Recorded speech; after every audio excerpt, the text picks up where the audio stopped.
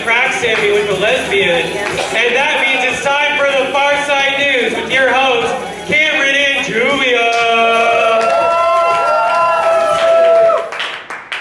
I'm Cameron. And I'm Julia. And this is the Farce Side News. The only news that went 30 years into the future, only to find that there are still no fucking hoverboards. Subway has announced that it will measure its sandwiches as part of a settlement with a customer who received a foot long, measuring in only 11 inches. But, as many women will tell Subway in the coming days, it's not always the length of the sub, but the girth which really makes a difference. Police in New York are searching for a man who threw a vial of urine at a bus driver. In related news, Marvel has confirmed that they are hard at work acquiring the film rights to the bus driver's story. A man has set a world record for beating Super Mario Brothers in just under 5 minutes, which is about 4.5 minutes longer than it takes for women to lose interest in him. Sesame Street is set to debut its first character with autism, named Julia. Elmo has said that he talks to Julia using fewer words and sometimes has to repeat himself, much like we on Farce Side do with our Julia. Who does not have fucking autism? No? Oh, thought you had. I miss it just from the way you... Okay. And now, here to talk about ASU's last game against Utah, Farce Side sports anchor Luke Stan. Guys, Luke's playing video games.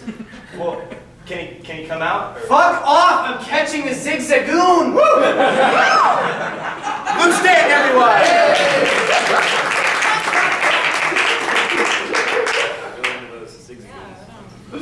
Not even a good Pokemon. Anyway, Pitch Perfect star Rebel Wilson launched a fashion line yesterday. The line will be made specifically for women like her. A little round at the edges and extremely obnoxious. For the first year since its inception, the McDonald's franchise has closed more stores than it's opened. The brand claims that McDonald's is facing its final days. We at the Farce Side News got that story from Yahoo, a web franchise who really shouldn't be talking. A former strip club in Oregon is being turned into a family shelter for the homeless. For the first time in the building's history, all of the women inside will know their fathers.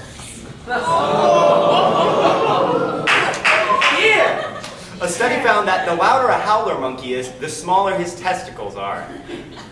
It's a good thing that doesn't apply to humans, right? Tempe's texting and driving law takes effect this weekend, meaning that if an officer witnesses a driver swerve while holding a phone, they could get a ticket. Unfortunately, at this time, there's still no penalty for making someone watch you whip or nay-nay. You mean while driving? No, I mean like ever. Oh. A 15-year-old ran a prostitution ring out of his mother's house. Luckily for the mom, the ring was around a Rosie, and there will be no plague in the house this winter.